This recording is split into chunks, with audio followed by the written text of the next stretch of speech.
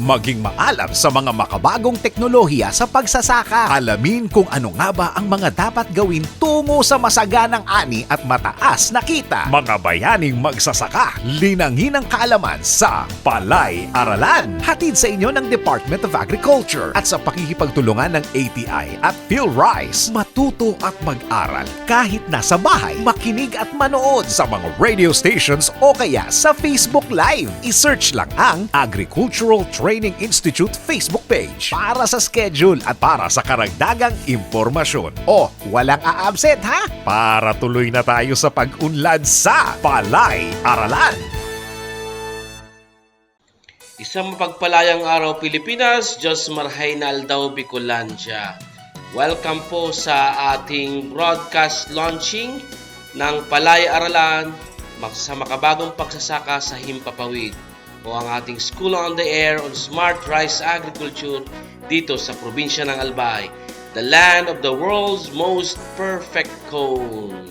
Hatid po sa inyo ng Department of Agriculture sa pakikipagtulungan ng Agricultural Training Institute, ATI, PhilRice at ng mga lokal na pamahalaan ng 15 munisipyo at 3 syudad dito sa probinsya ng Albay. Ito po ang inyong lingkod, si Kuya Mike, now signing on. Tayo po ay napapakinggan sa impila ng mga radyo dito sa Albay, sa unang distrito, DWKN 1 Radio 91.3 News FM, tuwing Sabado at Linggo sa ganap na alas 12 hanggang alauna ng hapon. Sa pangalawang distrito, DCGB 729 kHz tuwing Sabado at Linggo sa ganap na alauna hanggang alas 2 ng hapon.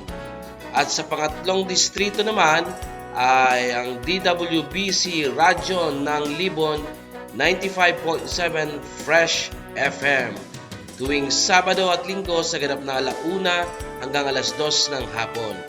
Opo, isang oras tayo magsasama-sama sa araw ng Sabado at Linggo sa loob ng 3 buwan at sabay-sabay na matututo sa mga makabagong teknolohiya sa agrikultura o ang Smart Rice Agriculture.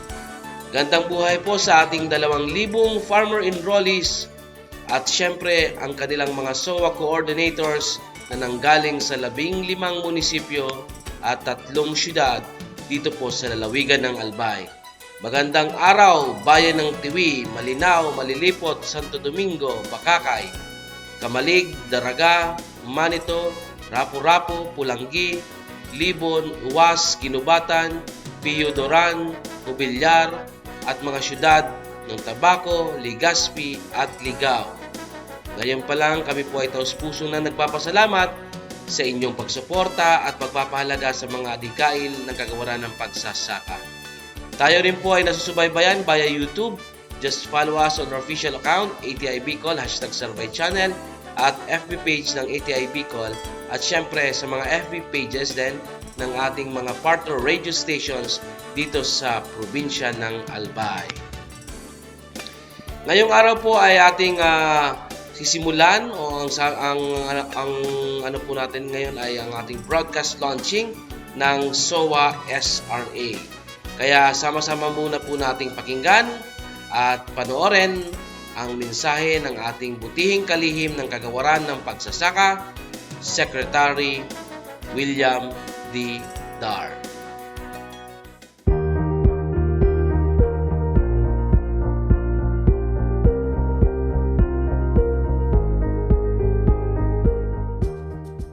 Ako po si William Dar, ang inyong servant leader at kalihim ng kagawaran ng agrikultura.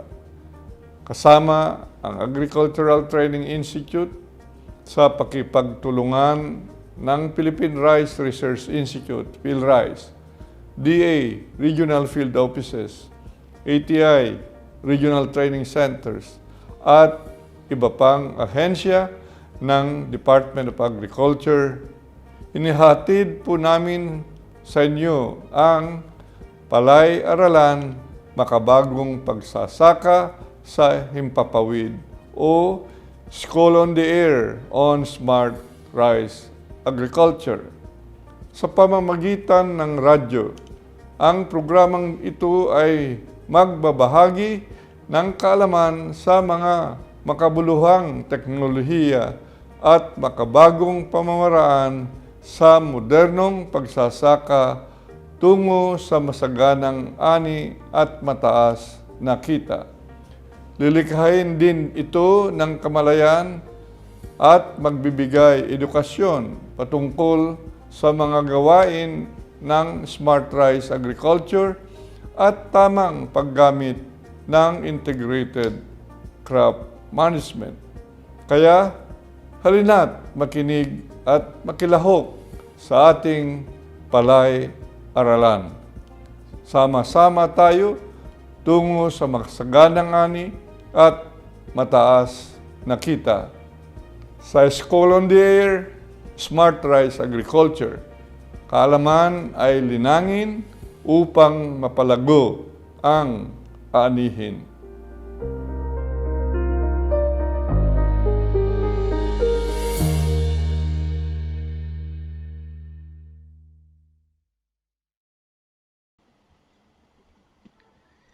Maraming salamat, Secretary Dar. At syempre po, kasama rin po natin dito sa ating School on the Air on Smart Rice Agriculture, ang Provincial Local Government Unit at ang Office of the Provincial Agriculturist, ang APAW po, headed by Ma'am Che Ribeta. So para naman po sa mensahe on behalf ng aming ATI Director na si Dr. Mula, ang OIC Assistant Director ng ATI po ay magbibigay din ng mensahe sa atin, si Ma'am Antoinette J. Arceo. Pakinggan po natin. Isang magandang araw sa ating lahat, pagbati sa ating mga kasamahan sa Agricultural Training Institute, lalong-lalo na sa ating mga regional training centers. Kasama na rin po ang ating mga kapartner sa implementation nitong School on the Air on Smart Rice Agriculture o di kaya SOA SRA. Ito po ay isang paraan na kung saan ginagawa ng Agricultural Training Institute ang paggamit ng radio o ng radyo para po mas marami ang makaalam kung ano ba ang iba't ibang mga teknolohiya na pwedeng gamitin ng ating magsasaka, lalo na sa ating mga rice farmers. Ito po ay tinatawag naming makabagong pagsasaka sa himpapawid. So, dahil nga po, ginagamit namin ng radyo para po sa information dissemination at ginagamit namin ng radyo para po sa training o di kaya sa capacity building ng ating mga magsasaka, lalong-lalo na ang ating mga rice farmers. Sabi nga po ay ito ay makabagong pagsasaka sa himpapawid on Smart Rice Agriculture. So kung papansinin po ninyo, Smart Rice dahil po marami po kaming topics na nakaabang para sa inyo dito. Kasama na po dito ang climate change at iba't ibang mga teknolohiya on integrated nutrient management, pest management, at marami pa pong iba. Yun po ang ina-expect natin dito sa ating Smart Rice Agriculture na School on the Air. Ika nga po sa ating kalihim mula sa Department of Agriculture, ang expected outcome po nitong ating makabagong pagsasaka sa himpapawid ay ang awareness at understanding ng mga makabago, climate-smart rice agriculture technologies at iba't ibang mga support services na manggagaling sa Department of Agriculture. Of course, ang output po natin dito, pinaka-outcome po natin dito ay upang mapataas ang ani at kasabay na rin po sana ay mapataas ang income ng ating mga magsasaka. So, ine-expect din po natin ang impact nitong ating SOA on Smart Rice Agriculture pagkatapos po ng 1 o 2 o 3 taon na continuous po na ginagamit ninyo ang iba't ibang mga smart rice agriculture technologies ay magkaroon po ng sustained food and nutrition security dito sa ating bansa. At syempre, ma-enhance po ang livelihood ng ating mga farmers, lalong-lalo na sa panahon ngayon ng climate change.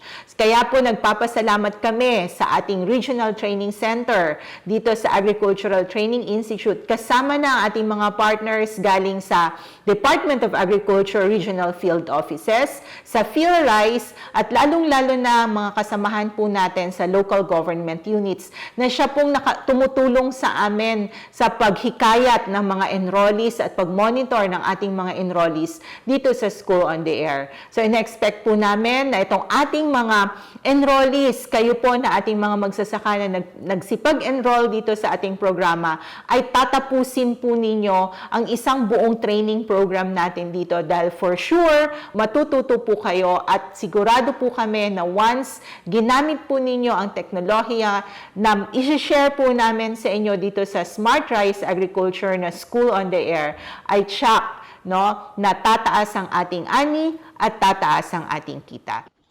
Ayan, maraming salamat Ma'am Nyet sa mensahe.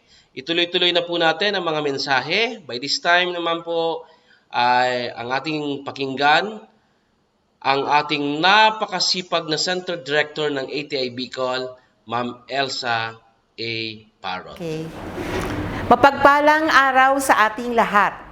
As we launch the School on the Air on Smart Rice Agriculture or SOA SRA in the province, we have so many reasons to look forward to.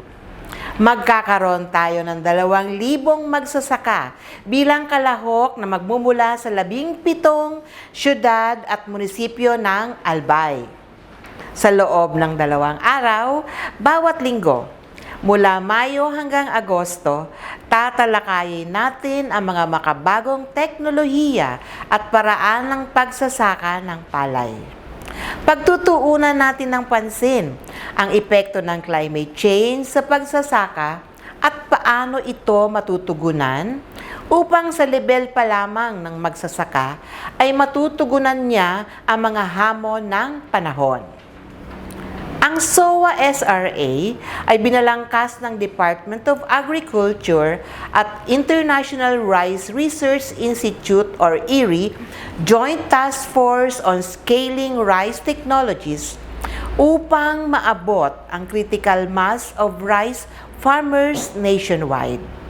With Palay Check System as the platform, the subject matter content will focus on the entire value chain featuring DA-IRRI cutting-edge technologies in the broader context of climate change. Mithiin natin pataas pa ang ani ng probinsya at mapababa ang gastos sa pagsasaka gamit ang akmang mga pamamaraan at teknolohiya. Bukod dito, tatalakayin din natin ang post-harvest operations at marketing. Dito sa ating palay-aralan, makabagong pagsasaka sa himpapawid, partner natin ang Albay Provincial Government through the Albay Provincial Agriculture Office. It is always a pleasure to work with APAW, headed by our energetic provincial agriculturist, Ms. Cheryl Rebeta. Our special thanks to the Provincial Rice Program Coordinator, Ms. Rose Belodo, at ang buong Team APAW. Gusto ko ring pasalamatan ngayon pa lang ang pool of resource persons mula sa Philippine Rice Research Institute or PhilRice at iba't ibang ahensya ng Department of Agriculture at ang ating city and municipal SOA coordinators. Of course, we have our partner radio stations to help us reach our intended participants. Sa 1st Congressional District of Albay, ang DWKN 1 Radio 91.3 News FM para sa TV, Malinaw, Santo Domingo, Bacacay at Tabaco City.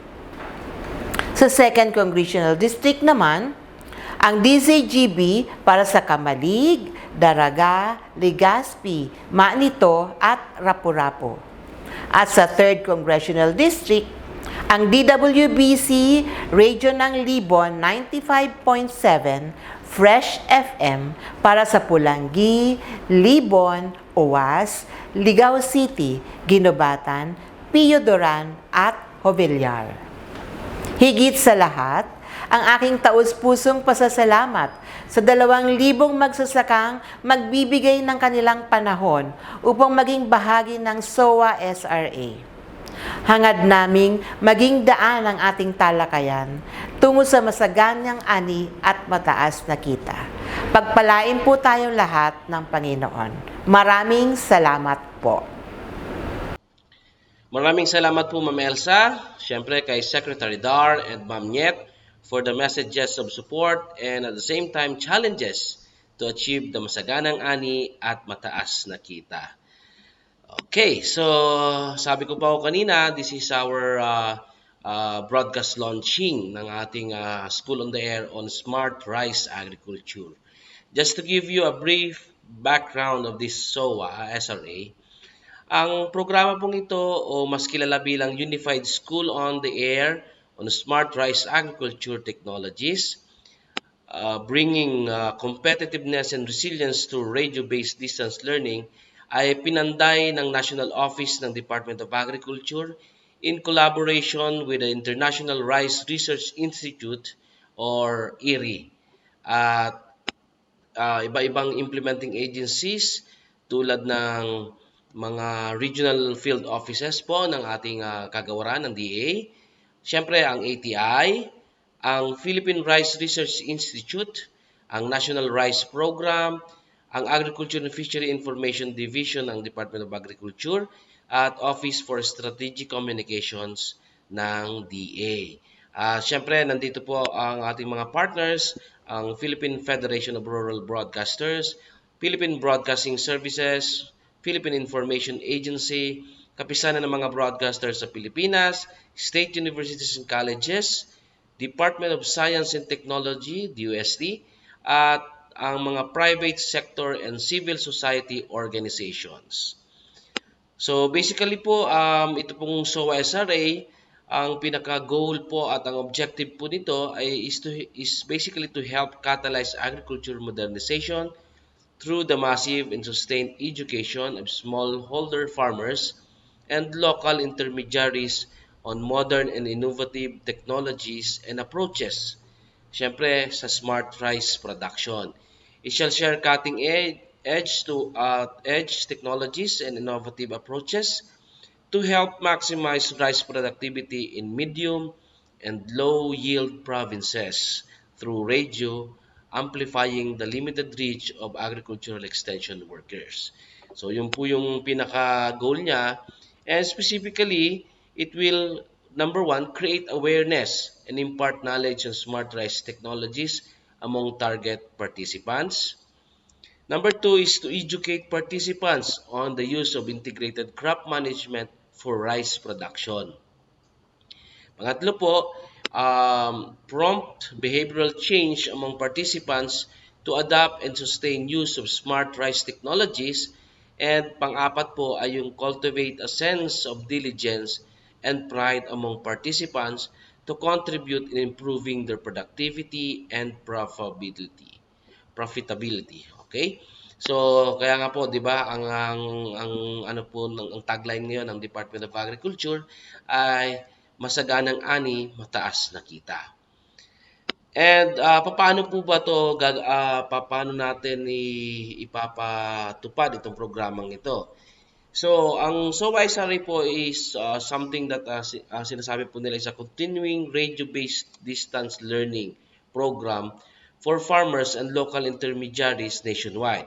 It shall unify and integrate all existing SOA programs on rice and rice-based farming system being conducted by DA, its bureaus, and attached agencies. So, ibig sabihin, ito pong mga SOA natin ay pagpapatuloy ito sa mga regular SOA natin. Alam po natin na meron tayong mga regular SOA naman na kinakandak. Pero basically, we will integrate this smart rice agriculture sa ating mga SOA sa rice, specifically rice. And ito po ay syempre aired through private broadcasting firms. And the SOA broadcaster will be provided with a syllabus containing ready-to-be-aired scripts in modular format radio plugs, jingles, and canned interviews. Opo. Canned interviews po ito. Bale, ang content developer po ng ating mga yung ating mga pag-uusapan ay dinevelop po ng ating mga partner agencies. At ito po ay spearheaded by the core group from PhilRise. Siyempre kasama ang ATI, PhilMec, DOST Pag-asa, PFRB, ERI, and partner state university and colleges. Okay? So, yun po ang pinaka-obheto at ang pinaka ano natin dito sa ating target natin dito sa ating SOA SRA. Okay? So, marami pong pag-uusapan tayo dito. At yung mga pag-uusapan natin dito sa ating School on the Air ay specifically ay about po or mag-focus on the entire rice value chain. So, featuring innovative approaches and modern and climate-smart rice technology with the Palay check system as the overall platform. Okay? This shall include contents on how to optimize farm yields and reduce production cost. So po, 'di ba, yung ano natin ngayon, yun ang ating malaking challenge sa ating mga magsasaka, yung production cost. Kasi matataas na po ngayon yung ating yung mga ano natin, mga farm implements like yung ating mga fertilizers and others. Okay? So, to reduce production cost by addressing location and season-specific constraints of the targeted provinces. So, i-ano po natin yan, i-further elaborate po natin yan sa ating mga episodes dito sa School on the Air on Smart Rice Agriculture. Okay? So, yan po ang ating kabuuhan ng ating SOA SRA na gaganapin. By the way, inumpisan po ito last year, noong taong 2021. Dito po sa atin sa Region 5 ay nag-umpisa na tayo. Doon sa ang naging participants po ay yung ating 5 probinsya, except po yung Albay during that time. Kasi during that time po yung Albay ay merong nagaganap na School on the Air din po. Okay? Yung sa RCEF. So, minabuti po natin na hindi na muna makasabay yung ating probinsya, yung Albay, kasi nga po ay may SOA RCEP po sila last year. Kaya ngayon pong taon ay exclusive po ito ang ating SOA SRA dito lang po sa probinsya ng Albay. At sabi ko po kanina, bali 2,000 po ang ating enrollees dito sa ating SOA itong gaganapin dito po sa probinsya ng Albay. So, yan. Okay? So, para po at least nabigay ko sa inyo po ang inyong ang konting background dito po sa ating SOA SRA. At syempre, kailangan din po natin makita yung ating at malaman kung bakit to ginagawa natin bilang ahensya or yung bilang kagawaran na sa ating agrikultura ay meron din po kasing inaano si Secretary Dar, specifically yung 1DA approach. So yun po para maintindihan, mas lalo natin maintindihan kung bakit merong SOA SRA dahil po ito ay part ng ating 1DA approach. Okay? Para bigyan naman tayo ng konting kaalaman kung ano po itong 1DA approach na to, ay siyempre makakasama po natin ang field operation ng DA, ng Department of Agriculture Regional Office 5, ang ating pong butihing field operation division chief, at ang ating makakasama po para sa atin, para bigyan tayo ng 1DA approach na idea, ang ating doktor sa DA Regional Office 5 na si Doc May Rodriguez. Magandang araw po sa mga nanonood o nakikinig sa School on the Air program of the Agricultural Training Institute. Ako po si Dr. Mary Grace Rodriguez, the Chief of the Field Operations Division ng DARFO 5. And I'm here today to discuss the 1DA strategies ng ating mahal na Secretary DAR. Kasama din po ang mga programs and projects of the Department of Agriculture.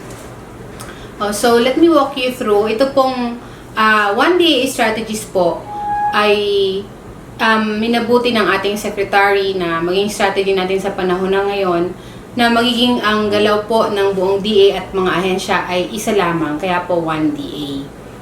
So ang unang-una po dito na kasama sa strategy ay yung tinatawag na farm clustering or yung bayanihan agri-clusters. So ano pong klaseng strategy ito? Kumbaga po, yung ating mga farmers, sila ay ating pong gagawing clusters. Pwede pong strategically sa lugar or mas maganda po sa commodity.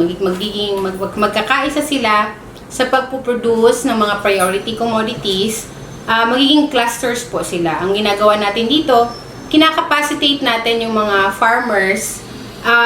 Kung hindi pa man sila buo, ay ating binubuo hanggang sa sila ay ma-register sa SEC. At ganun din po, kapag sila ay naging cluster, sila po ang kanilang direksyon ay, ang kanilang patutunguhan ay ang priority na po sila ng mga banner programs of the Department of Agriculture. Priority sa mga interventions at kung ano man pong assistance na pwedeng ibigay sa kanila.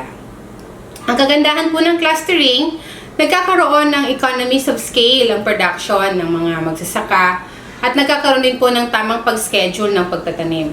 So sa pamamagitan nito, nagkakaroon sila ng nagkakamit nila ang better market prices. At the same time, ito kasi yung tumutugon doon sa battle cry din ng Department of Agriculture sa masaganang ani at mataas na kita. Ang susunod po, in terms of cluster po, meron tayong mga target clusters. Meron po sa corn, meron sa high value, meron po sa rice, at meron din po sa livestock and poultry. Ang susunod po ay yung PAFES or yung Province-Led Agriculture and Fisheries Extension System. So dito po sa Bicol, ang ating pinilot na province, pero lahat po ng probinsya ay ating ding isasama dito sa PAFES. Nag-pilot lang muna tayo sa Albay. At ang may kapartner po ito na State University, which is the Bicol University of Agriculture and Fisheries. So ang PAFES naman po, ito po yung pagkakaroon ng partner LGU sa paggawa ng Development Plan for Agriculture. Ito rin ay isang step para ma-prepare natin yung ating mga LGUs, lalo na doon sa Mandanas ruling, kung narinig na natin ito. Because of the development plan, agricultural development plan na maaari pong magawa ng ating PLGUs, nagiging sound din po at nagiging makatotohanan ang mga ibibigay nilang plano at ipopropose ng mga projects in the near future, lalong-lalo na kapag natupad yung Mandanas ruling. So dahil dito, nagpapasalamat kami sa Provincial Local Government of Albay dahil sila din ang naging pilot po nito. Ang next naman po ay yung Agri-Industrial Business Corridors. So hindi na ito bago sa atin dahil marami na tayong naging business corridors dito sa Bicol. Kung natatandaan nyo yung ating mga agricultural trading centers, kasama ito doon. Tulad ng sa Camarines Norte, meron doon yung APTC. And then meron din po ngayong ginagawa dito sa Camarines Sur na Agricultural Trading Center. So malaki-laki itong project na ito sa Camarines Sur na maaaring marami din po ang manginabang. Ang kagandahan naman ng agribusiness corridors ay nagkakaroon tayo ng mas malapit na market access. Nagiging direkta lalo yung pagmamarket ng farmers papunta sa market. So nababawasan yung tinatawag nating middlemen or traders along the way. Siyempre, ang kagustuhan rin nito kapag naging kaunti lamang yung ating dadaanan ng ating goods and services papunta sa market, ay mas kumikita yung ating farmers. So, ang pang-apat naman po, yung infrastructure investments. So, sa Department of Agriculture, hindi na po yung dating ang image lang po na ginagawa ng agriculture ay yung tumutok lamang sa pagtatanim at pagtatanim at pagtatanim. So, Kasama po dito, tinitingnan natin yung the whole, tawag natin dito, value chain, supply value chain. Ano ba yung step by step na dinadaanan ng commodity bago makarating sa market? Kasi maaaring yung value adding activities natin from production, meron siyang post-harvest, then pinaprocess, so hanggang maging marketable na po yung goods. So hindi na lang yung raw materials siya, so meron tayong processed goods. So along the supply value chain, meron tayong na-identify na mga facilities na kailangan ng mga farmers. Halimbawa, mga processing facilities, pati equipment, kasama pati dyan yung mga building na kailangan, at kasama na rin yung mga farm-to-market roads. So kung ganito yung ating projects, because of the infrastructure investments, ay mas nanginginabang din po yung farmers na mas madagdagan yung kita out of their own produce. Kasama nito, karugtong ng infrastructure investment, yung na-mention ko na kaninang post-harvest, processing, logistics, and marketing support. Because as I have mentioned, hindi na lang tayo dun sa production side of assistance ng mga farmers. So, papasok din dun nung after nilang mag-harvest, ano na yung mga sunod pang pwedeng bigyan ng assistance or support ng Department of Agriculture. So, nandun po, kasama dyan yung pagbigay ng kaalaman sa kanilang pagkakapacitate through the provision of IEC materials, at doon din po yung pagkakaroon ng regulatory services, kasi yung food security ay hindi lang po availability, affordability, kasama yan yung accessibility, and of course, importante po na safe and nutritious yung ating food. Next, the next strategy of 1DA strategy, so 12 po yan. Yung pang-anim ay yung digital agriculture. So, napakaganda ng strategy ito because with napapanahon ngayon na hindi na puro manual yung ginagawa, maganda ring ma-educate natin yung agriculture sector on digitalization. Nakita namin yung pagkukulang ng mga data and information because we need this data to have sound decisions, especially in making our plans and projects. With digital agriculture, nagiging mas madali ang pagkuha ng impormasyon, mas nagiging mabilis ang pagbigay din ng impormasyon sa farmers, and at the same time, mas nagiging applicable yung mga decisions na pwede nating gawin. So, ang mga gusto nating ma-digitalize, kasama dyan yung sa sistema mismo ng DA na magkaroon ng document tracking system, yung ating mga GIS laboratory, magkaroon ng e-Kadiwa, yung ating e-Kadiwa, yung marketing natin, under intensive agriculture, yung ating paggamit ng mga drone to assess our farms, to assess any damage, to assess even the standing crops. So, hindi na kailangang magantay ng mga reports, pwede tayong magpalipad ng mga drone to get any information. Number 7, ito, maganda rin itong strategy on the climate change adaptation and mitigation measures.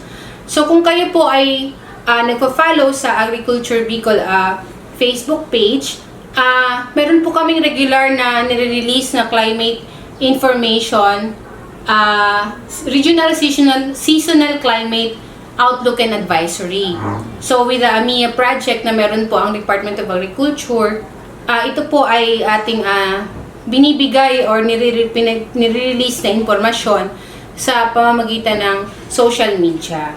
So, nakikita dito yung ano pa yung pwede nating mga nakaambang panahon, rainfall, and then kung ano yung pwede nating itanim sa mga panahon na yan. So, ngayon po, kailangan natin itong ganitong measures para maging proactive tayo at hindi reactive sa mga nangyayari sa ating kapaligiran. Number 8 is the mobilization and empowerment of partners to attain scale. So, ito yung matagal na nating partners, yung PLGU, mga MLGUs, agricultural technicians in the implementation of our programs and projects. However po, ito mas na ini-strengthen natin at mas binibigyan natin ng emphasis yung role ng ating partner LGUs, SUCs, pati mga universities, at pati na rin private stakeholders sa paglago ng agriculture sector. hindi po kayang mag-isa lang ng Department of Agriculture ang pagtataguyod ng food security sa ating bansa. So, kailangan magkaisa din kasama yung ating mga LGUs through the Municipal Agriculture Office at ang mga activities din ng ating mga state universities and colleges, pati ang mga private sectors sa paglago ng industriya. Next po, number 9, ay yung global trade, export development and promotion. Sa Bicol region, meron tayong mga commodities na meron silang potential for export. So, halimbawa po yung pili, matagal na tong champion, tayo lang ang number 1 producer of pili in the country. So, ito po ay ating has the potential for export. And then, meron din po yung gabi or taro kasi known din tayo dyan. So, ito yung mga nakikita nating pwede nating i-promote globally by following the global standards on the good agricultural practices and at the same time, the good manufacturing practices. The 10th strategy is the food safety and regulations. So, as I've mentioned earlier, nakasama sa food security is the production of safe and nutritious food. So, ito ay, karamihan nito ay ang ating pagsunod sa mga safety and regulation guidelines, quality control and inspection. So, kasama din dito ang pag-register at pagkakaroon ng mga lisensya sa mga feed products, animal facilities, pati handlers. Kasama din dito yung ating pag-follow ng good agricultural practices and good manufacturing practices. Ang sunod po ay ang ease of doing business and transparent procurement. So, ito po ay ang ginagawa, hindi lamang po ito applicable sa Department of Agriculture, kundi sa iba pa rin pong government agencies to become transparent and the ease of doing business, lalo na sa procurement process na ginagawa. So, tayo po ay guided ng RA 9184 or the Government Procurement Policy and Policy Board Resolution of yung Bids and Awards Committee. So, may mga third-party monitoring bodies din ang Department of Agriculture na siya pong partner natin katulong din natin silang pag-monitor ng ating mga projects kung ito po ay nai-implement natin ng maayos. And then the last strategy is the strategic communication support. Ang pagkakaroon po ng impormasyon, hindi lamang ng mga empleyado ng agriculture sector, kundi lalong-lalo na sa ating mga magsasaka, ay isa pong strength. Kaya kailangan natin silang bigyan ng tamang impormasyon through a strategic communication support by providing information sa ating katulad nito. Ito po ay isang paraan ng pagkakaroon ng mabuting komunikasyon, lalo-lalo para sa ating farmers, TV and radio plugs, social media, and then yung aming IEC materials and infographics. So yan po yung 12 1DA strategies na in-introduce po ni Secretary Dar at ating pong ginagawa na ngayon dito sa Department of Agriculture Regional Field Office 5.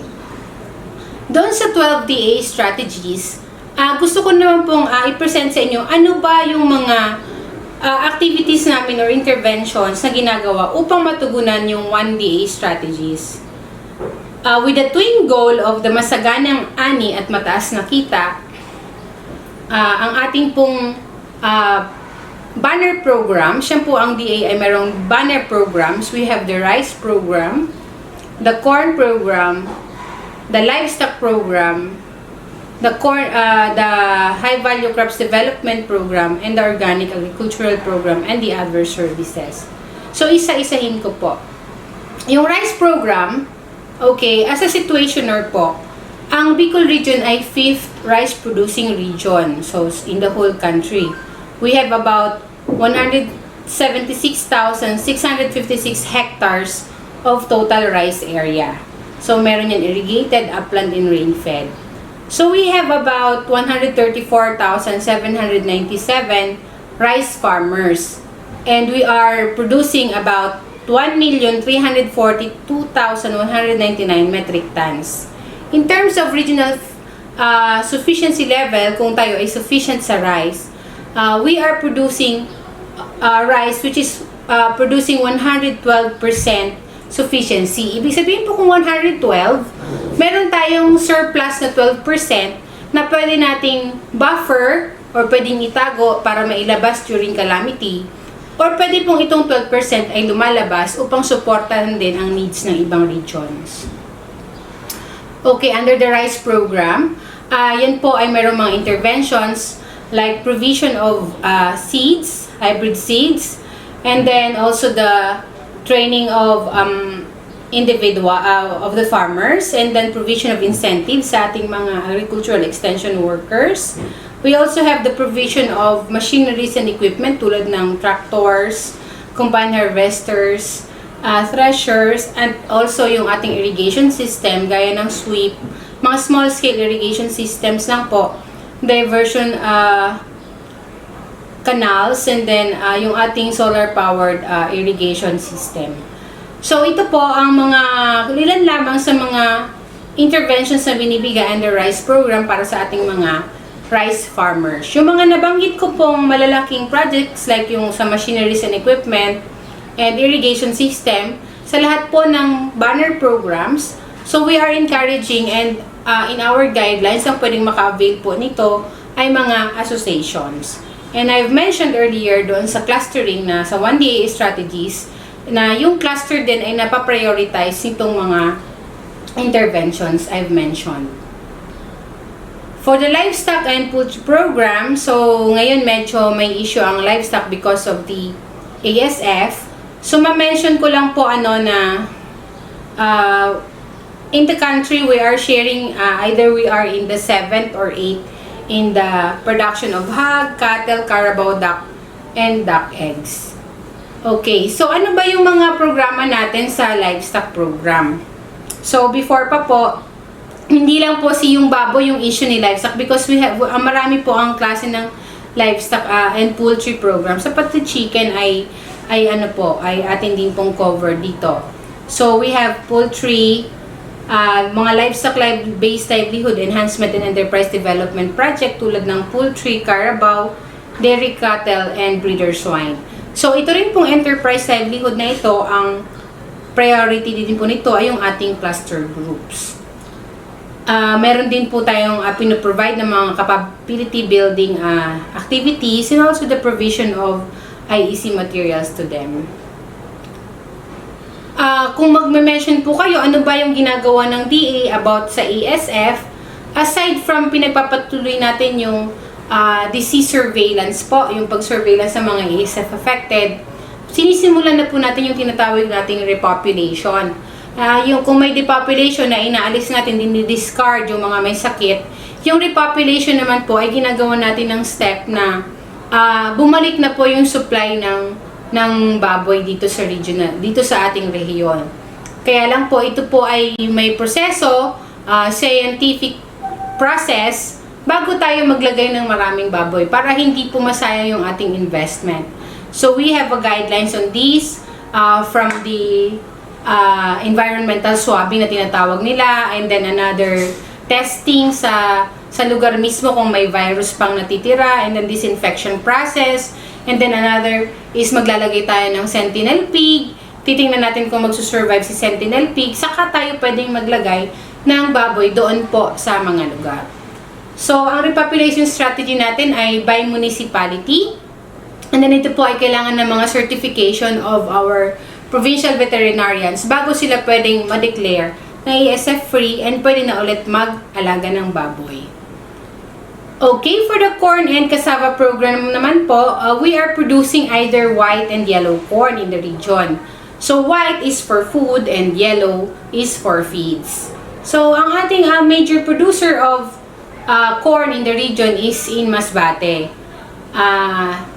Masbate also and Camarines Norte have the potential for cassava expansion. Bakit magkasama yung corn and cassava? Because they are both ingredients for feeds. So ito po yung corn and cassava program ay nauna na pong mag-cluster. So maganda ang clustering ng corn program.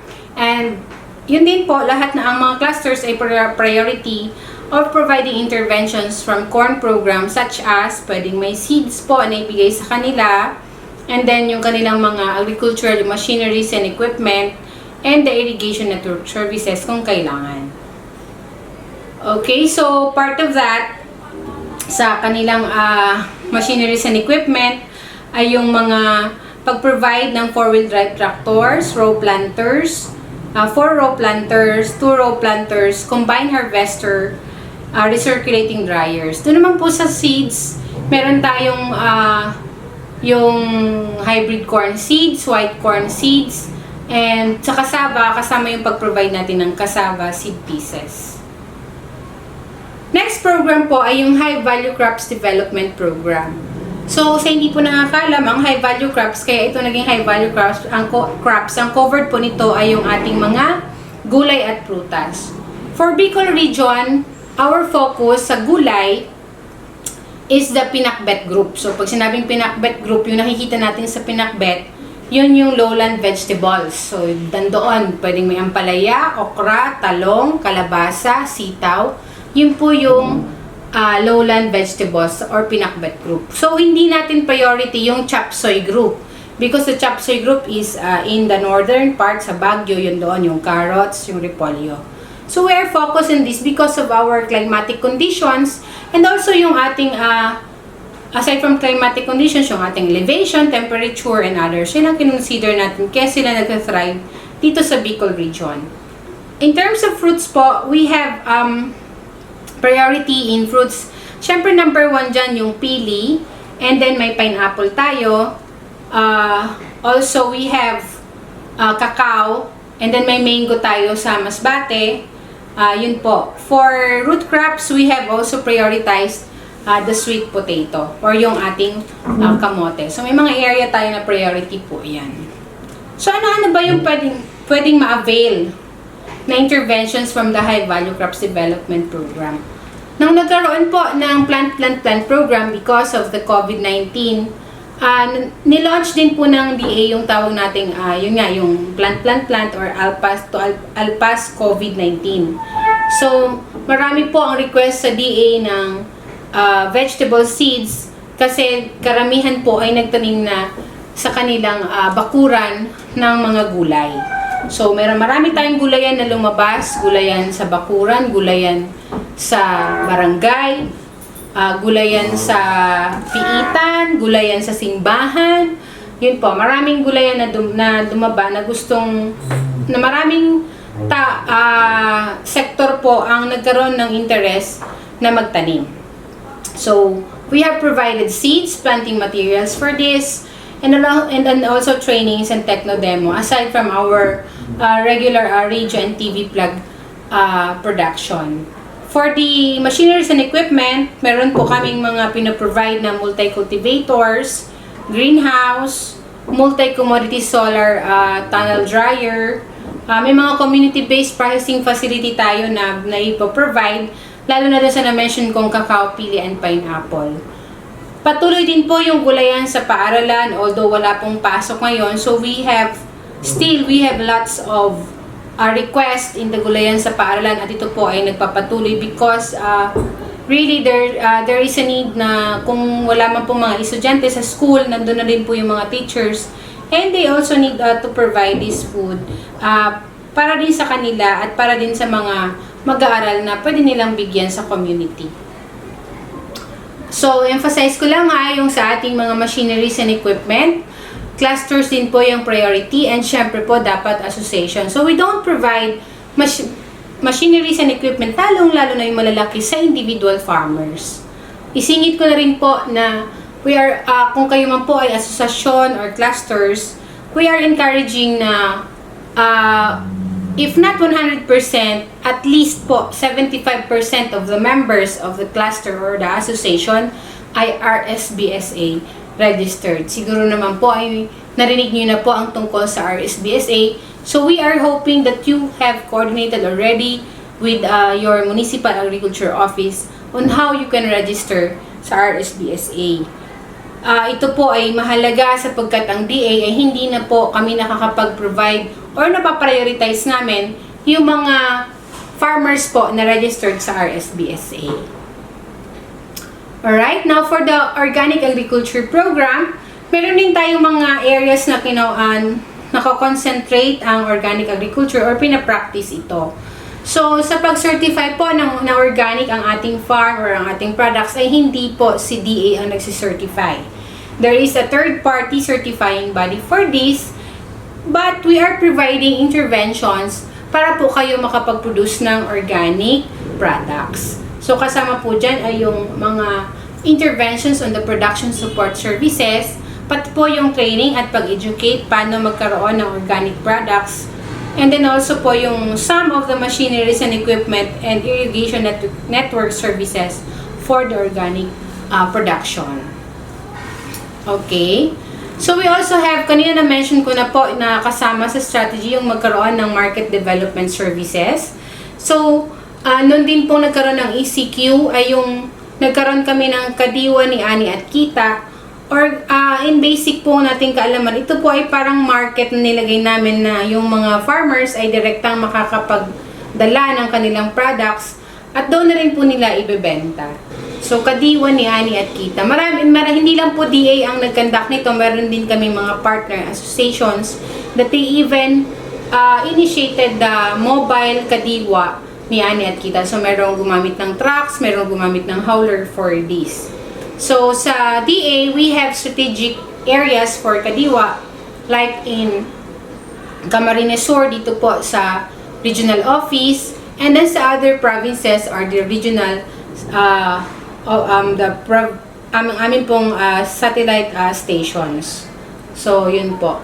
Meron kaming satellite stations per province. Aside from that, meron din kaming tinawag na credit facilitation. So, merong mga pautang po na inopen ang aming market development services that may cater the individuals or the MSEs. So, meron pong mga guidelines na pwedeng sundin na kung gusto niyo pa po ng further information sa nauutang ay sa aming Facebook page sa Agriculture Bicol, andun po yung hotline numbers for your concern. Okay? So, for the regulatory services, na-mention ko na to kanina, yung ating quality control and inspection and registration and licensing activities. During the ECQ, nag-issue din kami ng mga food passes. So, ito ay kasama ng aming regulatory services para hindi po ma-hamper yung pagdaan ng ating food products and input materials for agricultural production. Okay? So, another program of the Department of Agriculture, yung tinatawag nating Special Area for Agricultural Development or SAAD. So, ito po ay isang special project na ang covered po nito ay yung identified 3 poorest provinces of the region identified with 2015 statistics. So, lumabas po doon na ang Masbate, Catanduanes, and Sorsogon ay ang 3 pong poorest provinces of the regions. Hence, sila po ay binigyan ng interventions. Ang mga beneficiaries po nito, usually, ayun pong mga magsasaka na hindi naaabot ng banner programs, malalayo sila, or hindi pa nagiging asosasyon, o mga nahihiyang mga magsasaka doon sa 3 provinces. So, the project started last 2018 and it's still continuing. Ganun din po ang pinaprovide natin dito, yung ating mga production inputs and other services. At ito rin po ay may direksyon na yung pag naging asosasyon na sila, hindi na lamang food for the table yung kanilang itatanim or ipoproduce, kundi magkaroon ng enterprise development in the future. Okay, so ang next po nito, we also have farm to market roads. Na-mention ko na to kanina as part of the 1DA strategies. So, ang proposal po ng mga farm to market roads ay sa Department of Agriculture, pati ang budget. However, during the implementation, DPWH na po ang nag-i-implement ng farm to market roads. So, before natin to pinapropose, meron kaming the Regional Agricultural Engineering Division ang nag-validate po ng area na ito. Yan lamang po ang ilan sa mga impormasyon. Yun po ay hindi ganon kadetalyeng mabuti na aking mga naibigay sa inyo. Ngunit, you can also like our Facebook page, yung Agriculture Bicol, para maging updated po kayo ng mga aming programa, kung ano mga ginagawa ng Department of Agriculture. At nandun din po yung aming mga hotlines kung kayo po ay meron pong concern sa DA. So muli po ako ay nagpapasalamat sa ATI. The Center Director is Ma'am Elsa Parot, and also in behalf of our Regional Executive Director, Director Rodel P. Tornilla. So I am once again Doc May Rodriguez na nagpapasalamat po sa patuloy na pagsuporta sa agrikultura ng lahat po na Bicolano. So tayo po ay magkaisa para ma-obtain po natin ang masaganang ani at mataas na kita. Maraming salamat Dr. May ng Chief ng Field Operations po ng DARFO5. Okay? So, yan po ang ating kabuuan ng ating broadcast launching ng ating School on the Air on Smart Rice Agriculture. Napakabilis po talaga ng oras. Kaya maraming salamat po sa DA, sa ating mga partner agencies, and then sa PLGU ng Albay, at ang 18 okay? 18 LGUs ng probinsya ng Albay. Sa aming Center Director, si Ma'am Elsa, salamat din po sa aming IS Chief, Ma'am Prime, at nakasama din po natin sa technical side, si Kuya Chan. At syempre ang ating admin staff ng IS, Miss Joy Dean. Maraming salamat po mga kaugnay sa ating pagsubaybay, pakikinig at panonood. Okay po? So bali po next week ay mag-uumpisa na po tayo ng ating mga talakayan sa Smart Rice Agriculture. At ito pang inyong lingkod, si Kuya Mike, na nag-iiwan ng isang masaganang ani, mataas na kita mga kaugnay. Stay safe and stay healthy. Diyos mabalas po.